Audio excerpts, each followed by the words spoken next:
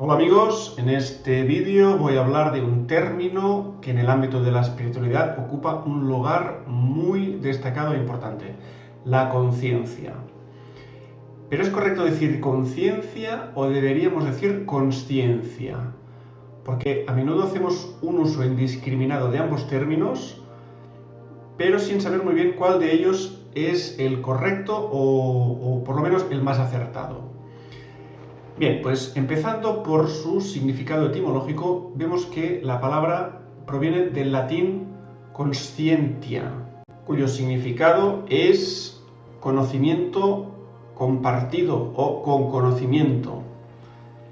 Es decir, que tanto conciencia como consciencia comparten un mismo origen etimológico, lo cual viene a decir que a grandes rasgos su significado es el mismo. El conocimiento que un ser tiene de sí mismo y de su entorno.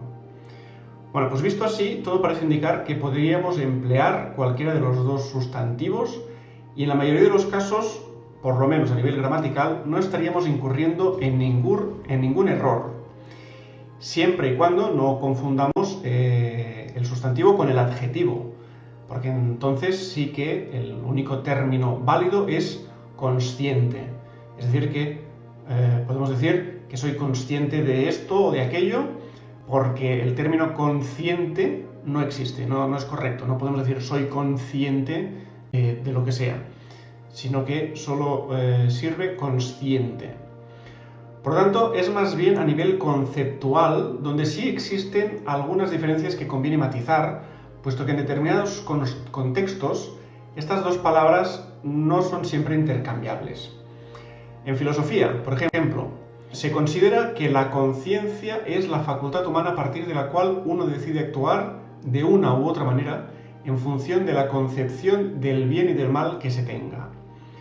La conciencia es, pues, en este sentido, un término estrechamente vinculado a la moral que empleamos para referirnos a todo tipo de cuestiones de carácter filosófico, ético o religioso. Como por ejemplo cuando decimos tener mala conciencia, tener cargos de conciencia, hacer algo a conciencia, etc. En cambio, para la psicología, la conciencia se trata de un estado cognitivo de vigilia, que permite que una persona interprete e interactúe con la realidad. O sea que al decir, en este sentido, que una persona no tiene conciencia, no nos estamos refiriendo a cuestiones morales, sino a que la persona se encuentra desconectada de la realidad, pues simplemente porque ha dejado de percibirla. Es decir, que estaría en un estado inconsciente.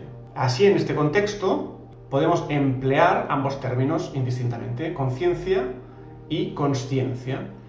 Podemos decir, por ejemplo, que alguien recuperó la conciencia después de haber sufrido un grave accidente, lo mismo que alguien recuperó la consciencia después de haber sufrido un grave accidente. Es decir, que ambos términos aquí sí que son compatibles. No sería, en cambio, apropiado emplear la palabra consciencia para decir, por ejemplo, mi consciencia no me permite robar, porque aquí estamos haciendo alusión a aspectos morales. Y en estos casos, pues únicamente la palabra conciencia sería correcta. Es decir, que la oración correcta sería mi conciencia no me permite robar. Bueno, a fin de cuentas aquí lo que vemos es una distinción entre un contexto ético o moral en el que consciencia no es sinónimo de conciencia y el estrictamente científico que estudia los procesos mentales, donde consciencia sí que es sinónimo de conciencia.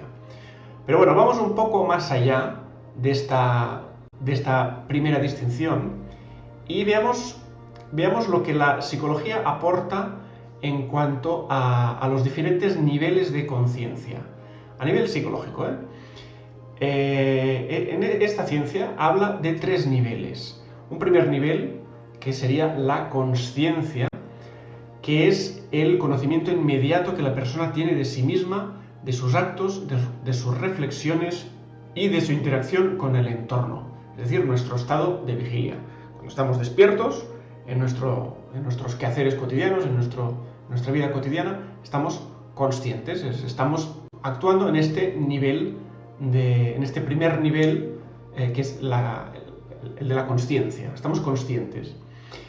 En un segundo nivel estaría la preconsciencia, que este es el término técnico, pero que todos conocemos por el subconsciente, que es donde ubicamos todo el cúmulo de experiencias, emociones, recuerdos, datos, etcétera, que conservamos en un segundo plano, pero al que nos es posible acceder con cierta facilidad. Un ejemplo sencillo en el que todos nos vamos a sentir identificados. En la cocina. En la cocina, todos cuando vamos a cocinar, a preparar algún plato, vamos directamente, abrimos los armarios donde sabemos dónde está el azúcar, dónde está las sartenes, el aceite, donde tenemos todos los utensilios, todos los ingredientes, sabemos exactamente dónde están, y a menudo pues mientras cocinamos, vamos cogiendo todo lo que necesitamos empleando nuestro subconsciente, es decir, no estamos aplicando la parte consciencia, no estamos haciendo uso de nuestra parte consciencia porque no es necesario, es decir, el subconsciente ya actúa por sí mismo y automáticamente sabemos dónde encontrar cada cosa que precisamos. Y la prueba la tenemos en que basta con que alguien un día venga y nos cambie todo de sitio, las sartenes nos las ponga en otro armario, la sal nos la meta en otro cajón, etcétera, nos encontraremos en que vamos locos porque estamos cocinando y de repente no encontramos nada, bueno, es un desespero. Pues porque aquí usamos el subconsciente. Son esas acciones automáticas, lo mismo que cuando conducimos. Al conducir, una vez uno ya conduce, tiene experiencia conduciendo, lleva un tiempo, pues ya no piensas en qué marcha vas a poner, si la tercera, la cuarta, ya todo es automático, los pedales, lo mismo, todo es automático. Aquí utilizamos el subconsciente. Es este segundo nivel donde también se almacenan nuestros recuerdos, experiencias, conocimientos y por lo tanto en cualquier conversación, en cualquier actividad, vamos haciendo uso de este subconsciente, lo traemos a la parte consciente para poder expresarnos.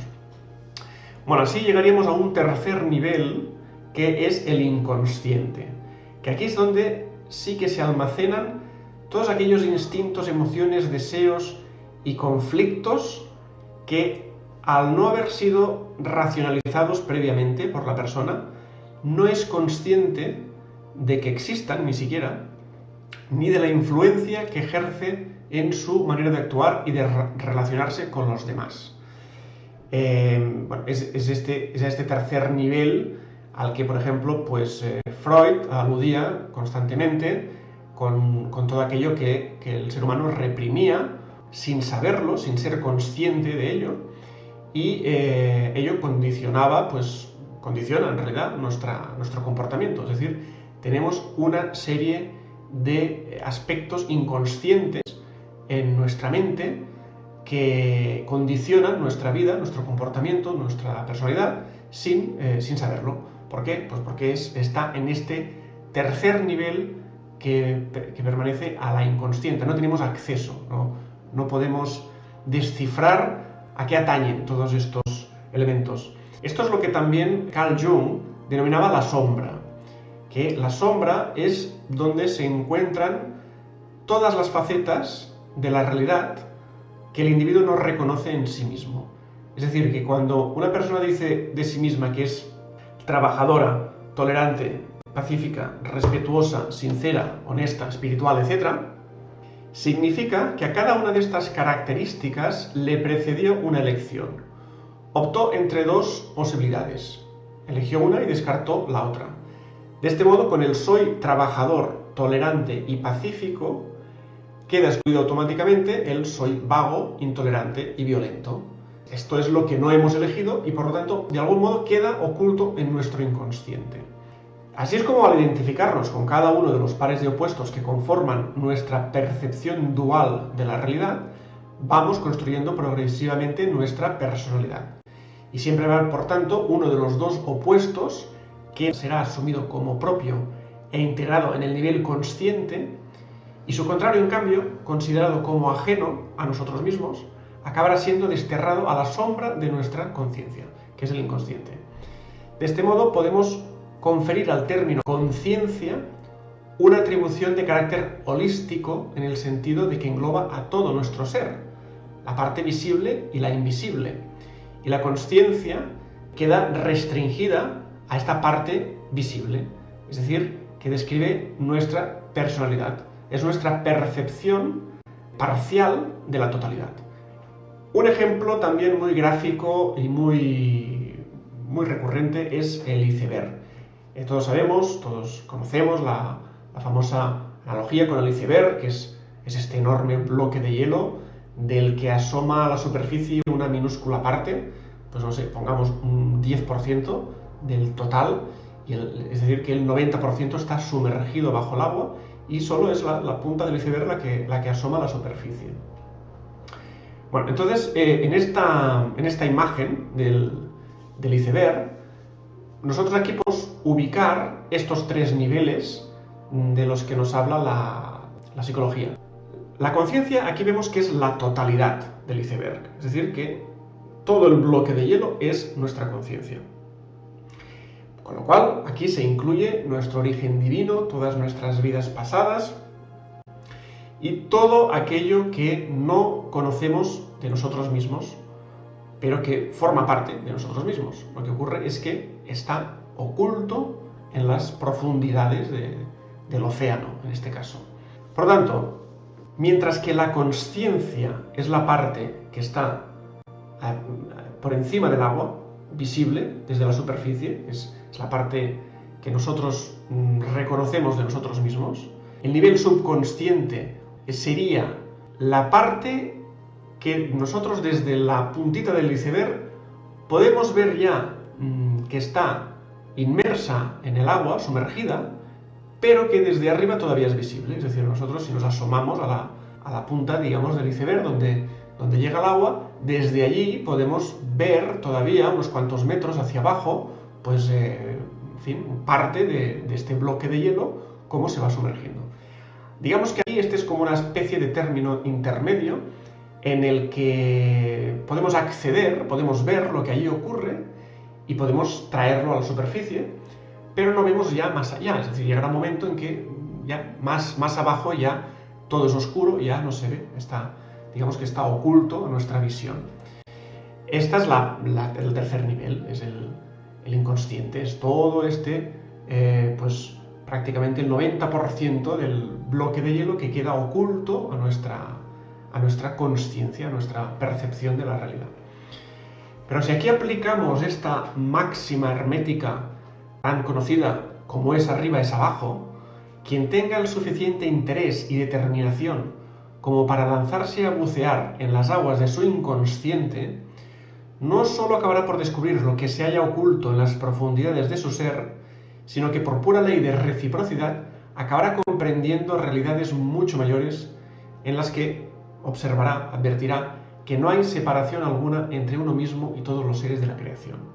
Es decir, que cuando uno se dedica a indagar en sí mismo, a profundizar, a meditar, a conocerse, pero a un nivel prácticamente inaccesible mentalmente, es decir, tenemos que trascender nuestra mente racional e ir a una mente superior que nos permita acceder a este otro nivel de nuestra realidad como seres divinos en las que hemos tenido un montón de existencias previas y por lo tanto, bueno, sería pues estas prácticas que conocemos como, pues bueno, meditación o con regresiones hipnóticas, las lecturas acásicas, de los registros acásicos, etc. De esta manera uno puede acceder a partes de sí mismo que están muy escondidas y que de esta forma pues pueden salir a la superficie. Es decir que aquí cobra pleno significado el aforismo del templo de Delfos: conócete a ti mismo, porque conociéndote a ti mismo conocerás el universo entero, la creación, porque somos un microcosmos, es decir, el ser humano es una pequeña parte, una pequeña reproducción de la totalidad.